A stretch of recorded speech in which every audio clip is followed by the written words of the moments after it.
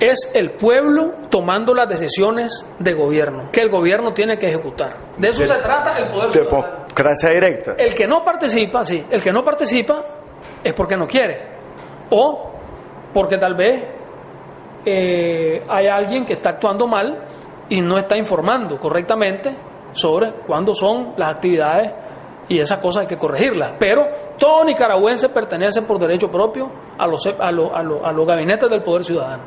Ahora, todo aquel que conoce gente que ha sido beneficiada por los programas sociales de la revolución, está claro de que es mentira, todo el mundo, de que es mentira que se le da solo a los sandinistas. Es más, una dificultad que tenemos dentro de las filas del sandinismo es que muchos compañeros se quejan de que no han sido beneficiados, y hay liberales y hay antisandinistas que han sido beneficiados, y que por qué no ellos. Entonces a estos compañeros se les plantea que es que la revolución se hace para todo el pueblo, se hace para los pobres, sean sandinistas o no sean sandinistas. Nosotros luchamos por todo el pueblo, no solo por los sandinistas. Somos sandinistas porque luchamos por el pueblo, independientemente de en qué momento va a llegar el beneficio individual a cada quien, sea sandinista o no sea sandinista. El que es sandinista no es porque le va a dar un beneficio individual a él, es porque quiere que todo el pueblo se beneficie.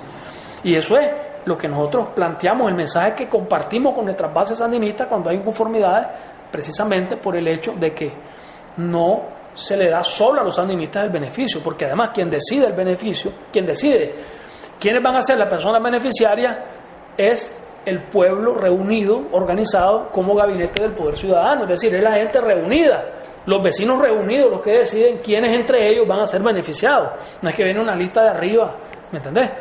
Pueden haber casos en que hay algunos bandidos, ¿verdad?, que no reúnan a la gente y escojan ellos de dedo, ¿verdad? Hay casos, sí, efectivamente, pero esas son excepciones. En todo caso, es decir, no es la decisión que se ha tomado a nivel, es decir, de nuestra dirigencia. No es esa la línea que se ha definido, ¿ya? Ahora, efectivamente, yo te digo, son excepciones esos casos, porque una gran cantidad de gente que ha sido beneficiada por estos programas son gente que no es sandinista, gente que son liberales o que no son nada, y que han sido beneficiados por el bono productivo, que han sido beneficiados por el programa Suracero y por el plan techo. Dice la derecha que somos populistas, que lo que estamos es comprando votos. Hombre, ya quisiera yo, ya quisiéramos todos, creo yo, ya quisiera todo el pueblo que tiene tantos problemas, tanta miseria, tantas necesidades, tanta hambre. Ya quisiera el pueblo nicaragüense que todos los políticos se ganaran hacia la gente. Claro. O sea, que todos los políticos, que todos los partidos se ganaran los votos resolviéndole los problemas a la población, joder. Ya. Hombre, además a veces hacen una burla de que cuando hay un chanchito, una vaquita, cuando en el campo un chancho vale 5.000 córdobas, es como un carro. Es una alternativa para tener una fuente de subsistencia, y que además capitaliza la economía popular, porque pone recursos a ser gestionados económicamente en manos del pueblo. Yo te decía, ¿te imaginas vos que el PLC, que los otros, que no sé ni cómo se llaman, el PLI, no sé qué, PLI, algo así? Bueno, que todos de Don Fabio, los de Vamos con Eduardo, todos esos. Yo quisiera que se ganaran los votos resolviéndole los problemas al pueblo, joder. O sea, ya no habría problemas aquí, ya se hubiera resuelto el problema de la pobreza. Ahora, bueno, reducción de la pobreza. Estamos hablando de por quién votar. Se ha reducido un 15% la pobreza en Nicaragua. Reducción. Otro logro histórico, además. Con tan pocos recursos, ¿me entendés?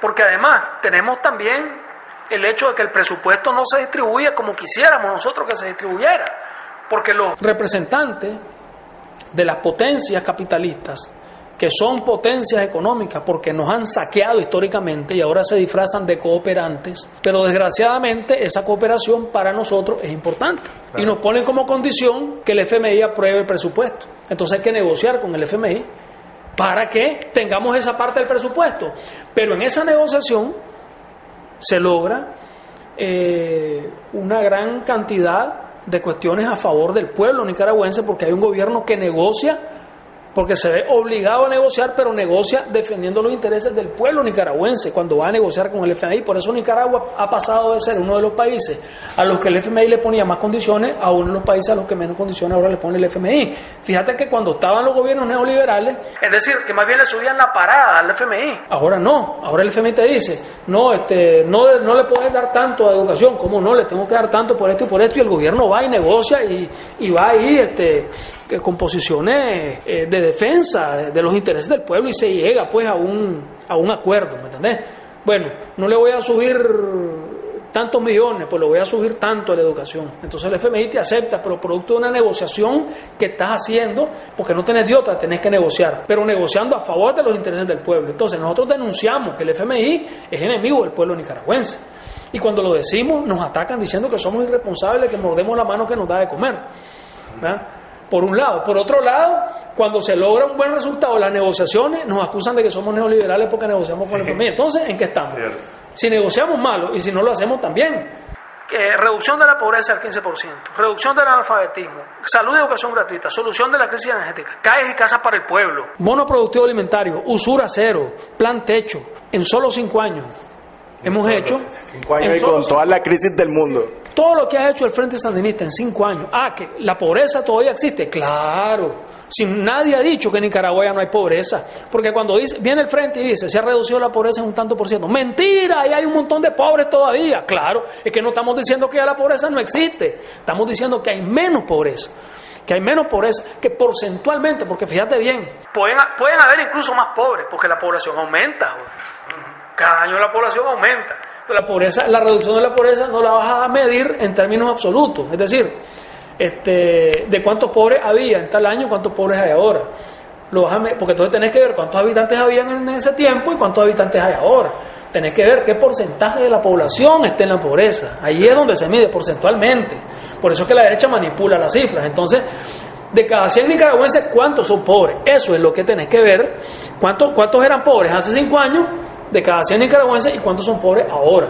¿Ya? Hay alguna gente, pues, inclusive nuestra, que dicen... Lo que ha hecho el Frente Sandinista en tan poco tiempo es muchísimo más que lo que ha hecho el antisandinismo, la reacción, los liberales y conservadores en 200 años. Entonces, es evidente que lo que le conviene al pueblo nicaragüense es que el Frente Sandinista gane las elecciones en noviembre y que siga el gobierno del Frente Sandinista encabezado por el comandante Daniel Ortega. Hay alguna gente que dice... Sí, a hablarte de eso. O sea, hay alguna gente que dice de que, bueno, ellos estarían de acuerdo con la reelección del comandante si se hubiera hecho en ley. Quiero que le des una explicación porque los temas jurídicos a veces te confunden, porque hay un lado de que te está pues diciendo de que es completamente anticonstitucional y hay un lado de que te está diciendo de que bueno, había una reforma hecha en el 87 y que no se cambió y que en el 95 hubo otro. O sea, es una cuestión bien compleja. Yo quisiera de que se lo explicara claro al pueblo. Correcto. Mira, vamos a hablar de democracia, ¿verdad? En la Constitución del 87 no existía ninguna prohibición, ningún límite para la reelección. ¿Cuándo es que se inventan los límites para la reelección? En el 95, las reformas constitucionales del 95. ¿Quiénes son los que hacen eso? ¿Saben lo que sucedió aquí en el 95? Aquí hubo un golpe de Estado en el 95. Aquí hubo un golpe de Estado en este país en el 95. Aquí hubo un atentado contra la democracia en este país cuando se hicieron esas reformas constitucionales en el 95. Y te voy a decir por qué. Son cosas de la democracia representativa, que la democracia representativa permite. Los dos partidos con mayor respaldo popular, el Frente Sandinista y el PLC, en ese momento, en el 94, donde están los supuestos representantes del pueblo en la Asamblea Nacional, tenían entre los dos como 7 diputados nada más. El resto de diputados que estaban en la Asamblea Nacional, en ese momento, en el 95, eran de partidos minúsculos, que no representaban ni el 3% de los votos. ¿Pero cómo es posible esto?, se pregunta cualquiera. ¿Acaso no fueron electos los diputados? El problema fue el siguiente. que producto de la traición de los renovadores, de los 36 diputados que tenía el Frente Sandinista, 39 diputados que tenía el Frente Sandinista en ese periodo, solo nos quedaron 4. Se nos fueron la gran mayoría al MRS en ese momento, que eran los que estaban vinculados. 4 nuevamente, increíble, una cuestión sí. Que eran los que estaban vinculados al poder en los años 80. Como Sergio Ramírez. Exacto, entonces, toda esta gente Que es el que funda, además, se le fue al Frente Sandinista, como si la gente hubiera votado por ellos. La gente votó por el Frente, votó por ellos porque iban por el Frente. Y luego, ¿qué pasaba con el PLC? Cuando gana la UNO las elecciones en el 90, el PLC es una minúscula parte de la UNO, que tiene su minúscula cuota de diputados. Y es hasta después de esa elección que el PLC se convierte en el partido fuerte en el que se convirtió. Pero sus diputados eran solo como 2 o 3. ¿Por qué? Porque ellos entraron como coalición, como parte de la UNO, en esas elecciones. Y por eso es que los 2 partidos más fuertes tenían una mínima cantidad de diputados. Entonces, todos esos diputados que no representaban a nadie fueron los que hicieron las reformas constitucionales, donde se inventó ponerle límites a la reelección, donde se inventó que no podía haber reelección por más en periodos consecutivos o por más de 2 periodos en total. Y otras cosas más que se inventaron, pero bueno, eso tal vez podremos hablarlo en otra ocasión. Sí. Entonces, ahí surgió esa cuestión que ahora, en nombre de la democracia, fíjate bien qué cáscara, ahora en nombre de la democracia defienden ese precepto constitucional que hicieron a espaldas del pueblo en un pacto verdaderamente vergonzoso que se hizo entre los politiqueros en este país, entre los negociantes de la política. Hicieron ese pacto en el 94, donde inventaron la reelección, donde inventaron la segunda vuelta para ver a quién se podían vender ellos al mejor postor, como eran partidos chiquitos, claro, que no podían ganar elecciones, claro. Ellos decían, ninguno de los 2 grandes va a ganar.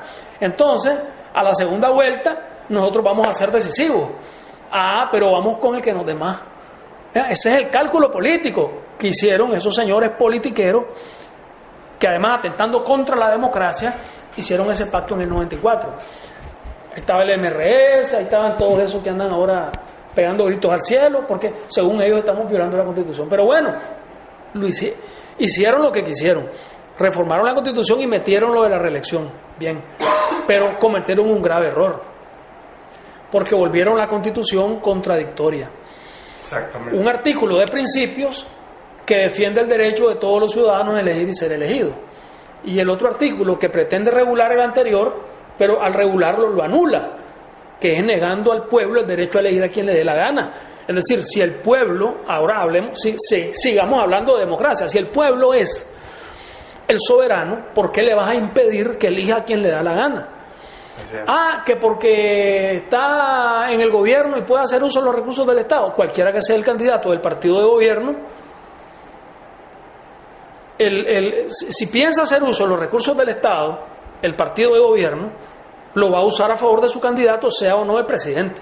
¿Me entendés? Es decir, que no es eso ninguna razón para decir que el que está gobernando, porque ahora vienen también con el asunto de que tiene que renunciar no sé cuántos meses antes. Eso es para los concejales y para los ministros que quieren ser candidatos, que tienen que renunciar a una cantidad. Los que reclaman. Pero los presidentes de la República, en los países donde hay reelección, no se les obliga a renunciar antes, por la trascendencia que tiene el cargo. Entonces, además no está en ninguna ley, no hay ninguna obligación de que el presidente, si se quiere reelegir, tenga que renunciar, no existe.